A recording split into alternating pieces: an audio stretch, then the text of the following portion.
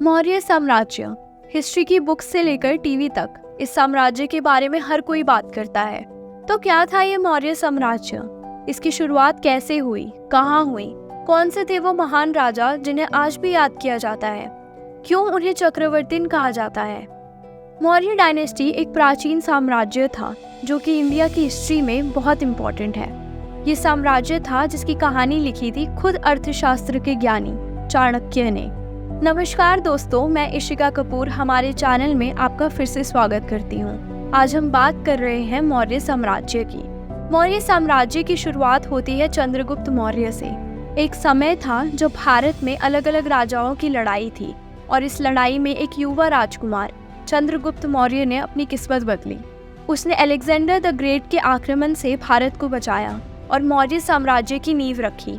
उनका जन्म साल 340 बीसी के आसपास हुआ था। वो कहाँ जन्मे थे ये क्लियर नहीं है। कुछ का कहना है कि वो एक गरीब घर में पैदा हुए थे, पर कुछ कहते हैं कि वो एक क्षत्रिय घर में पैदा हुए थे। उन्होंने पहले मगध के आसपास के साम्राज्य को हराया और फिर अलेक्जेंडर की सेना के साथ साथ मगध के नंद अम्पायर को भी खत्म किया।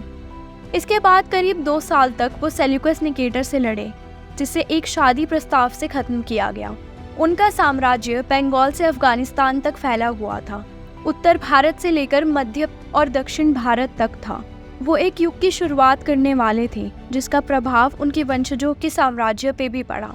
उनके साम्राज्य की शुरुआत 320 बीसी में हुई थी। मौर्य साम्राज्य ने भारत के इतिहास में एक नया अध्याय खोला जिसमें आर्थिक प्रगति, सुधार और विकास की भावना थी। उनके समय में विभिन्न धर्मों का विकास हुआ, जैसे कि बौद्ध धर्म, जैन धर्म, आजीविका और वैदिक ब्राह्मणिज्म। चंद्रगुप्त मौर्य ने भारत को मैल एडमिनिस्ट्रेशन से बचाया और विदेशी शासन से मुक्त किया। मौर्य साम्राज्य की उन्नति में सबसे बड़ा रोल था चाणक्य का। चाणक्य ने मौर्य सम्राट चंद्रगुप्त की पावर को बढ़ाने में बहुत इंपॉर्टेंट रोल निभाया था। उनके बिना नंद वंश को मगध में गिराना नामुमकिन था। कौटिल्य नीति और सलाह चंद्रगुप्त के राजा बनने के लिए जरूरी थे। वो चंद्रगुप्त और उनके बेटे बिंदुसार के राज्य के मुख्य सलाहकार थे। चाणक्य एक विद्वान थे जो एक टीचर, राइटर, अर्थशास्त्री थे।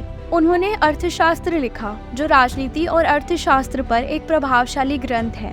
चंद्रगुप्त मौर्य के बाद उनके बेटे बिंदुसार ने राज्य को संभाला और एक्सपैंड किया। बिंदुसार ने भारत की जगहों को जीता और साम्राज्य को और मजबूत किया।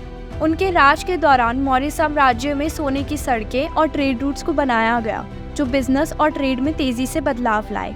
बिंदुसार ने कुल 25 साल राज किया, जिसके बाद उनके बेटे, जिन्हें आज चक्रवर्ती अशोक के नाम से जाना जाता है, वो सम्राट बने। मगध के त्रिशूल ने नए राजा को पाया। अशोक मौर्य दुनिया का एक शांति प्रेमी शासक था, लेकिन उसका प्राकृतिक रूप बिल्कुल अलग था।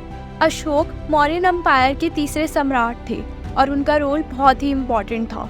उन्होंने लगभग 268 से 232 बीसी तक राज किया और उनका सबसे बड़ा योगदान था। उन्होंने एक युद्ध किया जो कलिंगा युद्ध था, जिसने उनके दिमाग पे बहुत गहरा असर डाला। कलिंगा युद्ध के बाद उन्होंने बुद्धिज्म को अपनाया और उसका प्रचार किया। अशोका ने अपने राज्य में धर्म की स्थापना की जो कि सत्य, अहिंसा और दया जैसे गुणों पर आधारित थी। उन्होंने अपने राज्य भर में स्तंभ और शिलालेख लगवाए। अशोका ने न सिर्फ बुद्धिज्म का प्रचार किया, बल्कि उन्होंने अपने साम्राज्य को भी बहुत ही कुशलता से चलाया।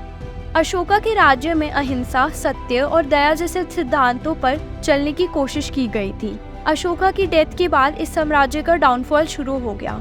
उसके कुछ समय बाद मौर्य एम्पायर का अंत हो गया। मौर्य साम्राज्य की गवर्नेंस बहुत इम्पैक्टफुल थी। उसने लैंड डिवीजन को सुधारा और पब्लिक फैसिलिटीज प्रोवाइड करी। मौर्यन राजाओं ने अपने साम्राज्य को अलग अलग प्रदेशों में डिवाइड किया और उन्हें परमानेंट एडमिनिस्ट्रेशन से कंट्रोल किया। मौर्य साम्राज्य की अर्थव्यवस्था भी काफी विकसित थी। उसने ट्रेड और बिजनेस को बढ़ावा दिया और उनका मेन बिजनेस सोने का था। मौर्यन साम्राज्य ने बिजनेस रिलेशन को बढ़ावा दिया और इंटरनेशनल बिजनेस को भी बढ़ाया। मौर्य साम्राज्य में संस्कृति और कला का भी महत्व था। उसने स्थापत्य कला, मूर्ति कला और लिपि कला में विकास किया। मौर्य कलाकारों ने स्तंभ, गुफा और मूर्तियां बनवाई जो आज भी हमें उस समय की कला का आकर्षण देती हैं। मौर्यन एम्पायर हमारी हिस्ट्री का एक गोल्डन साम्राज्य था।